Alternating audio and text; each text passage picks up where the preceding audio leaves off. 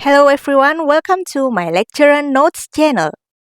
Pada kesempatan kali ini, my lecture notes akan membahas tentang mekanisme perdagangan sekuritas. Mari kita mulai pada pembahasan tentang jenis-jenis pasar sekuritas.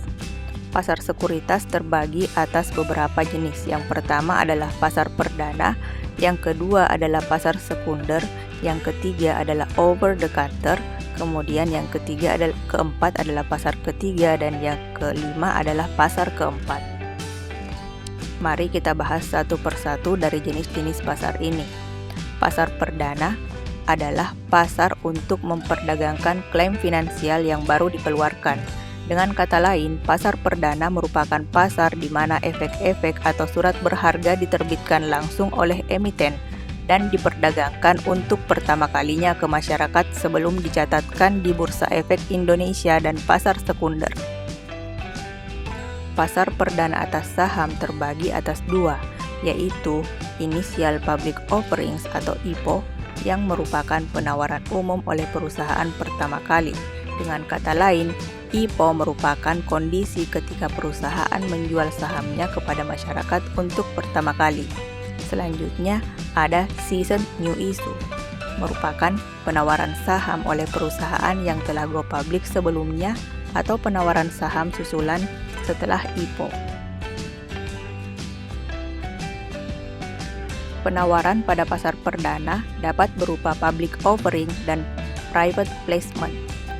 Public offering merupakan penawaran pada investor umum, sedangkan private placement merupakan penawaran pada investor tertentu tanpa melalui proses pencatatan di bursa efek atau tidak diperdagangkan di pasar sekunder. Selanjutnya adalah pasar sekunder. Pasar sekunder yaitu pasar keuangan yang bisa dipakai untuk memperjualbelikan sekuritas atau surat berharga yang sudah diterbitkan pada penawaran umum perdana. Bursa Efek Indonesia merupakan salah satu contoh dari pasar sekunder dengan jenis pasar reguler. Pada pasar sekunder, issuer tidak menerima dana dari pembeli, tapi hanya mendapatkan informasi mengenai harga atau nilai sekuritasnya. Selanjutnya adalah pasar over the counter atau OTC. OTC merupakan suatu proses di mana saham yang tidak terdaftar di bursa diperdagangkan melalui sebuah jaringan broker-dealer. Saham yang diperdagangkan melalui OTC biasanya adalah saham dari perusahaan kecil yang tidak bisa memenuhi persyaratan yang diberlakukan bursa formal. Saham yang lolos dan bisa diperdagangkan pada bursa dikenal sebagai saham yang terdaftar. Sedangkan yang tidak diperdagangkan melalui OTC disebut dengan saham yang tidak terdaftar. Pasar ketiga merupakan tempat perdagangan saham antara anggota bursa dan investor yang harganya ditetapkan oleh anggota bursa. Transaksi ini dilakukan di luar bursa, sehingga tidak memiliki pusat lokasi perdagangan. Sistem perdagangan seperti ini disebut sebagai bursa paralel. Selanjutnya adalah pasar keempat. Pasar keempat merupakan perdagangan efek yang dilakukan untuk mengalihkan kepemilikan saham kepada investor lain yang akan membeli saham. Transaksi ini berjalan tanpa melalui perantara perdagangan efek atau broker atau pasar modal yang dilakukan institusi berkapasitas besar untuk menghindari komisi broker. Perdagangan dalam pasar keempat umumnya dilakukan dalam jumlah besar.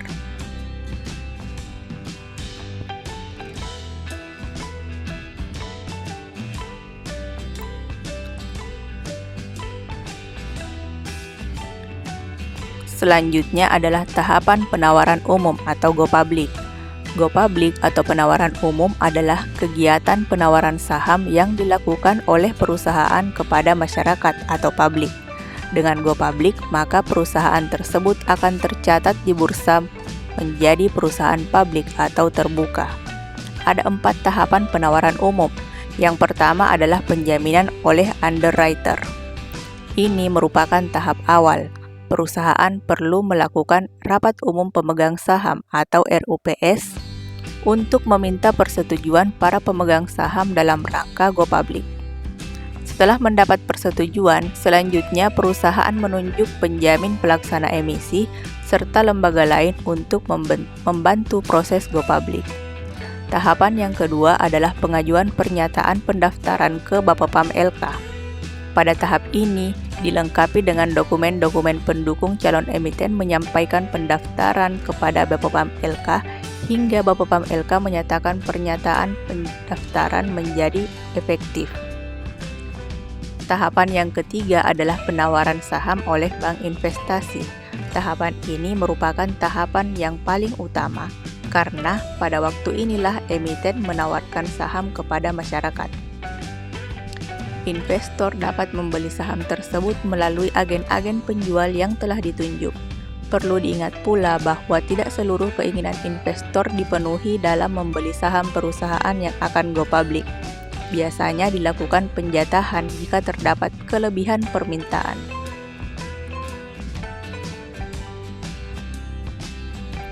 Tahapan yang keempat atau tahapan yang terakhir adalah pencatatan di Bursa Efek. Setelah selesai penjualan saham di pasar perdana, selanjutnya saham tersebut dicatatkan di Bursa Efek Indonesia.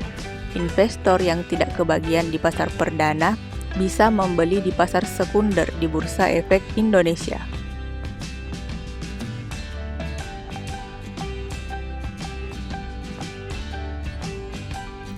Ini adalah skema penawaran umum atau go public.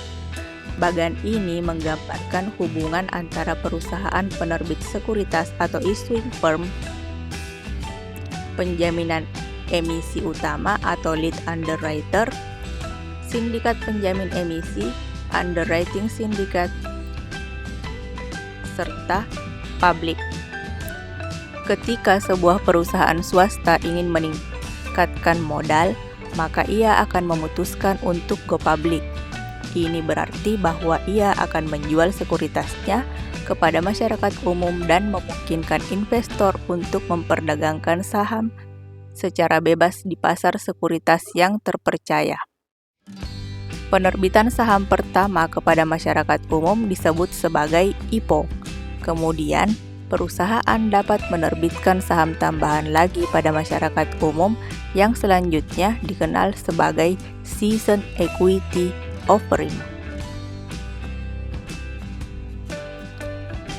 Penawaran umum baik saham maupun obligasi biasanya dipasarkan oleh bankir investasi.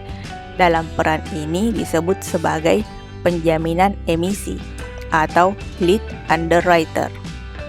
Biasanya ada lebih dari satu bankir investasi yang memasarkan sekuritas.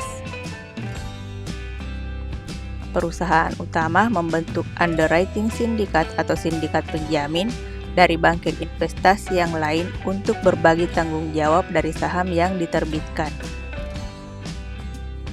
Bankir investasi memberikan saran pada perusahaan terkait persyaratan yang harus dipenuhi untuk menjual surat berharga, sampai pada akhirnya harga sekuritas yang akan ditawarkan pada publik diumumkan.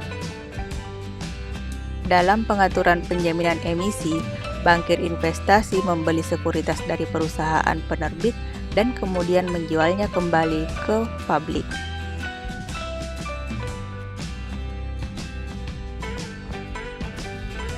Selanjutnya adalah proses perdagangan di bursa. Ada 6 proses perdagangan di bursa. Pertama-tama, investor harus tercatat sebagai nasabah perusahaan efek. Lalu, investor melakukan order pada pialang atau broker jika ingin membeli saham. Selanjutnya, pialang atau broker lalu membuat pesanan pada floor trader atau lantai bursa. Dari tahap ketiga ke tahap keempat lalu dilakukan entry order ke JATS atau biasa juga disebut sebagai Jakarta Automated Trading System. JATS ini merupakan sistem perdagangan efek yang berlaku di bursa untuk perdagangan yang dilakukan secara otomatis dengan menggunakan sarana komputer.